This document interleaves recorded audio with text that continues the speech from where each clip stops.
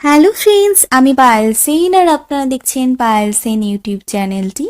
গত ক্লাসে আমি প্রশ্নবোধক শব্দ এবং প্রশ্নবোধক শব্দের সাহায্যে বিভিন্ন বাক্যের উদাহরণ আপনাদের সামনে কিন্তু তুলে ধরেছিলাম। আজকে আমি যে বিষয়ে আপনাদের সঙ্গে আলোচনা করব সেটি হচ্ছে পরিমাণ। অর্থাৎ আমরা আমাদের দৈনন্দিন জীবনে বিভিন্ন ধরনের পরিমাণের কথা কিন্তু আমাদের কথোপকথনে ব্যবহার করেই থাকি, বা অনেক ক্ষেত্রে আমরা বাজারে গিয়ে বিভিন্ন ধরনের পরিমাণের কথা কিন্তু বলে থাকি। আমাদের ব্যক্তি জীবনে, আমাদের নিত্য প্রয়োজনীয় কথোপকথনে বা অনেক সময় কেনাকাটার জন্য যে ধরনের পরিমাণের কথা আমরা বলে থাকি, আজকের ভিডিওটিতে আমি সেই ধরনের পরিমাণগুলি কিন্তু উল্লেখ করব এবং ফ্রেঞ্চ ভাষায় এই পরিমাণগুলিকে কি বলে বা কোন পরিমাণকে কিভাবে উচ্চারণ করে, তার বানান কি, সেটি আজকের ভিডিওর বিষয়বস্তু। আজকের ভিডিওর বিষয়বস্তু হলো ফ্রেঞ্চ ভাষায় পরিমাণ নির্ণয়। চলুন দেখে নিই সেই পরিমাণগুলি। প্রথমেই আমি দেখব আসে। আসে অর্থাৎ যথেষ্ট। আমরা অনেক সময় বলি যথেষ্ট হয়েছে, যথেষ্ট, আমি আর খেতে পারবো না, এরকম ধরনের কথা কিন্তু অনেক সময় বলে থাকি। আসে অর্থাৎ যথেষ্ট। বকু। বকু অর্থাৎ অনেক বা অসংখ্য। আপনারা সবাই যারা ফ্রান্সে থাকেন বা ফ্রেঞ্চ ভাষা সম্পর্কে জেনে থাকবেন, এই কথাটির ব্যবহার কিন্তু বহুল পরিমাণে হয়ে থাকে। মেসি বকু, হ্যাঁ, অর্থাৎ অনেক ধন্যবাদ, অসংখ্য ধন্যবাদ। তো এই বকু শব্দটির অর্থ হলো অনেক। বকু। পু অর্থাৎ সামান্য। পু অর্থাৎ সামান্য। থো অর্থাৎ অতিরিক্ত। থো অর্থাৎ অতিরিক্ত। ত ত অর্থাৎ অনেক। ত অর্থাৎ অনেক। উত অর্থাৎ যতটুকু বা যতটা। আমরা অনেক সময় বলি যতটা প্রয়োজন ততটা, যতটুকু প্রয়োজন ততটুকু, এই ধরনের কথাগুলো কিন্তু ব্যবহার করে থাকি। মোয়া। মোয়া অর্থাৎ কম। আমি আরও একবার এই শব্দগুলি আপনাদের সামনে উচ্চারণ করছি।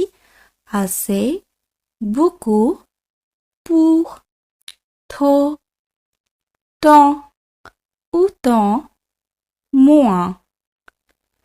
আসে, বুকু, পু, থো, ত, উত, মোয়া।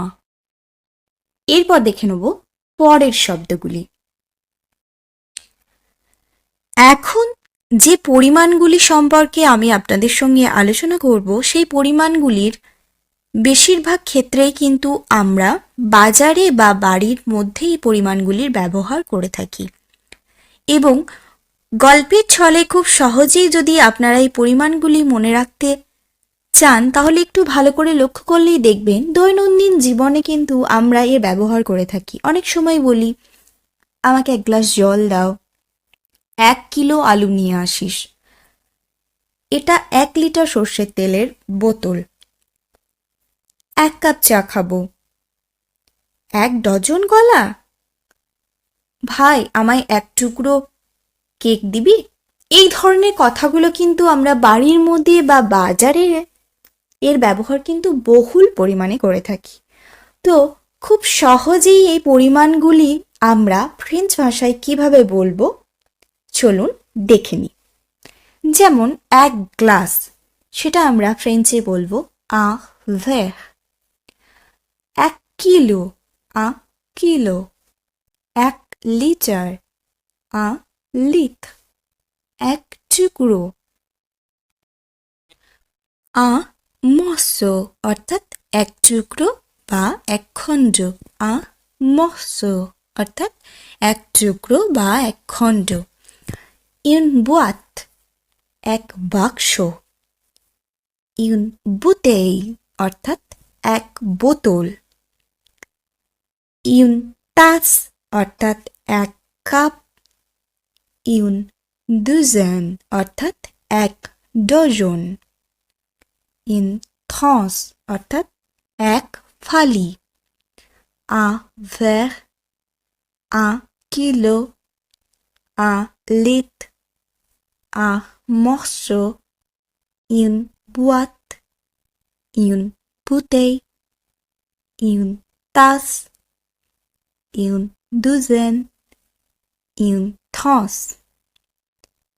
এক গ্লাস, এক কিলো, এক লিটার, এক টুকরো বা এক খণ্ড, এক বাক্স, এক বোতল, এক কাপ, এক ডজন, এক ফালি।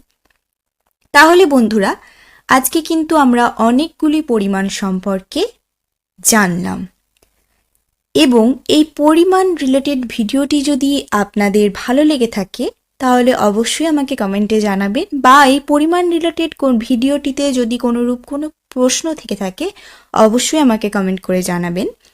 এবং যারা আজকে আমার ক্লাসটি নতুন দেখছেন তাদেরকে আমার অনুরোধ, আমার আগের ক্লাসগুলি একটু দেখে নেবেন, তাহলে আপনারা খুব সহজেই বুঝতে পারবেন। কারণ আপনাদের মনে হয়তো এই ভিডিওটা দেখতে দেখতে প্রশ্ন জাগতেই পারে যে কেন আমি এই এক গ্লাস এবং এক ডজন এই দুটি শব্দে এক বলতে কোনো জায়গায় কোনো জায়গায় ইউন ব্যবহার করছি, এবং কখন আমরা ব্যবহার করব, কখন আমরা ইউন ব্যবহার করব, এই সমস্ত বিষয়গুলির সম্পর্কে কিন্তু আমি আগের ক্লাসে বিশ্লেষণ করে ফেলেছি।